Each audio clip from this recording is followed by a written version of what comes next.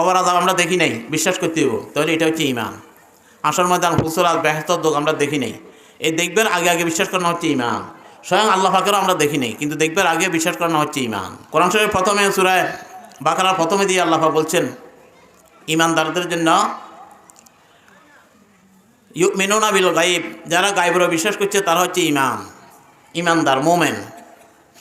গায়বের উপরে আল্লাহ পাকের আমরা দেখি না, দেখবার আগে আগে বিশ্বাস করা, এটার নাম হচ্ছে ঈমান। যেটা আমাদের থেকে গায়েব, এটা দেখবার আগে বিশ্বাস করার নাম ঈমান। ফেরেশতা আমরা দেখি না, দেখবার আগে বিশ্বাস করার নাম হচ্ছে ঈমান। কেমন কাতিবিন আমলনামা লেখের, আমরা কি দেখি এমনি, কিন্তু দেখবার আগে আগে বিশ্বাস করানো হচ্ছে ঈমান। কবর আযাব আমরা দেখি নাই, বিশ্বাস করতে হইব, তাহলে এটা হচ্ছে ঈমান। আসর ময়দান, ফুসরাত, বেহেশতের দোক আমরা দেখি নাই, এই দেখবার আগে আগে বিশ্বাস করানো হচ্ছে ঈমান। স্বয়ং আল্লাহ পাকেরও আমরা দেখি নাই, কিন্তু দেখবার আগে বিশ্বাস করানো হচ্ছে ঈমান। তা আমরা সবাই এগুলাকে আমরা না দেখিও আমরা বিশ্বাস করছি যে আমানতু বিল্লাহ, আমরা আল্লাহ তাআলার উপরে ঈমান আনছি। ওয়া মালাইকাতিহি, আল্লাহর ফেরেশতার উপর আমরা ঈমান আনছি। ওয়া কুতুবিহি, আল্লাহ পাক যত কিতাব অবতীর্ণ করছেন এগুলোর উপর আমরা ঈমান আনছি। ওয়া রসুলিহি, আল্লাহ তাআলা যত নবী রাসূল প্রেরণ করছেন আমরা এটার উপর বিশ্বাস করছি, ঈমান আনছি। ওয়াল ইয়াউমিল আখিরি, পরকালের উপরে আমরা বিশ্বাস করছি। ওয়াল কাদরি খাইরিহি ওয়া শাররিহি মিনাল্লাহি তাআলা, আমাদের তকদিরের ভালো মন্দ যেটা আল্লাহ তাআলার পক্ষ থেকে হয় সেটার উপরে আমরা ঈমান আনছি। ওয়াল বা'সে বা'দাল মাউত, মৃত্যুর পরে আবার আমাদের পুনরুত্থান হবে, এটার উপরে আমরা ঈমান আনছি। এই জন্য আলহামদুলিল্লাহ আমরা মুমিন। আমরা এগুলো আন্তরিকভাবে বিশ্বাস করি না, বিশ্বাস করি, আন্তরিকভাবে বিশ্বাস করি। হ্যাঁ, যদি কেউ মুখে স্বীকার করে, আন্তরিক অন্তরের সহিত যেটা বিশ্বাস করে না, তো মুমিন হইতো।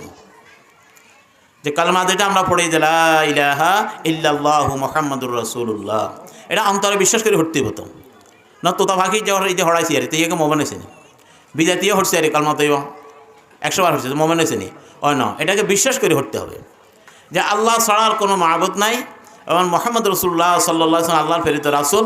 এই কথা বিশ্বাস করে কলমা পড়লে তারপরে ঈমান, মোমেন হবে। তো এই জন্য মোমেনের জন্য 1 নম্বর আমল হচ্ছে কি, ঈমান তো কোনো আমল নয়, এটা তো একটা বিশ্বাস। বিশ্বাস করলে আমরা মোমেন হইলাম। তো মোমেনের জন্য 1 নম্বর আমল হচ্ছে কি, নামাজ, আল্লাহ পাকের সিজদা করা, আল্লাহ পাকের সিজদা করা। আল্লাহু আকবার। না জানার কারণে, না বোঝার কারণে কত মানুষ কত মাখলুকের সিজদা করে, কবরের সিজদা করে, পুতুলের সিজদা করে, গাছের সিজদা করে, চন্দ্রের সিজদা করে, সূর্যের সিজদা করে, বড় কিছু দেখলে সিজদা করে। একমাত্র আল্লাহ ছাড়া আর কারো কাছে মাথা নত করা যাবে না, একমাত্র আল্লাহকে সিজদা করতে হবে। এই জন্য মোমেনের 1 নম্বর কাজ হলো আল্লাহ পাকের সিজদা করা। কোরআন শরীফের মধ্যে আছে যে যত বেশি সিজদা করবে সে তত বেশি আল্লাহ পাকের নৈকট্য লাভ করতে পারবে। সুবহানাল্লাহ, যত বেশি সিজদা করবে।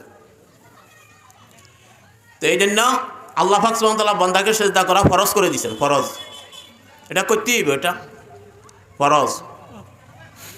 ফজরের নামাজ আমাদের ফরজ না, দুর্গার নামাজ ফরজ, দুর্গার মধ্যে 4টা সিজদা, এটা ফরজ।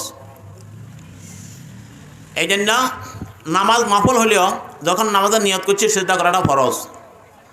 তো আল্লাহ পাকের সিজদা করা আল্লাহ পাক আমাদের জন্য ফরজ করে দিয়েছেন, এটা করতেই হবে, বাধ্যতামূলক।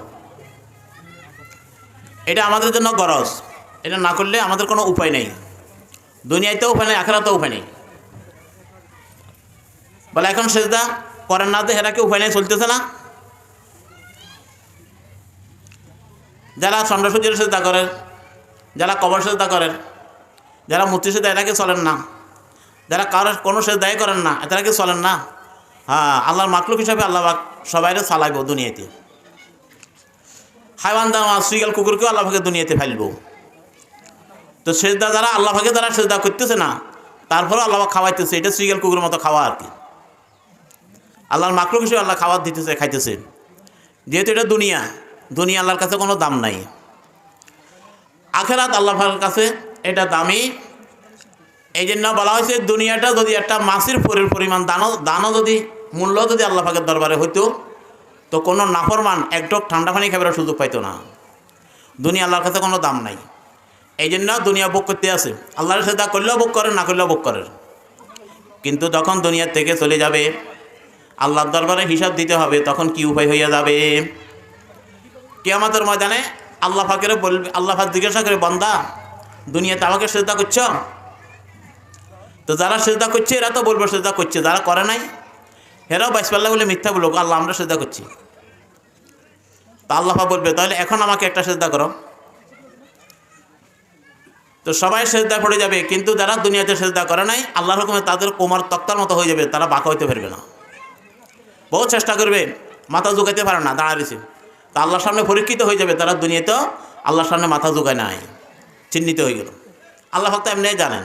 তারপর সামনাসামনি তাদেরকে দেখাই দেওয়া, তো তোমরা তো দুনিয়াতে সিজদা করো নাই, তখন কি উপায় হবে? আল্লাহু আকবার।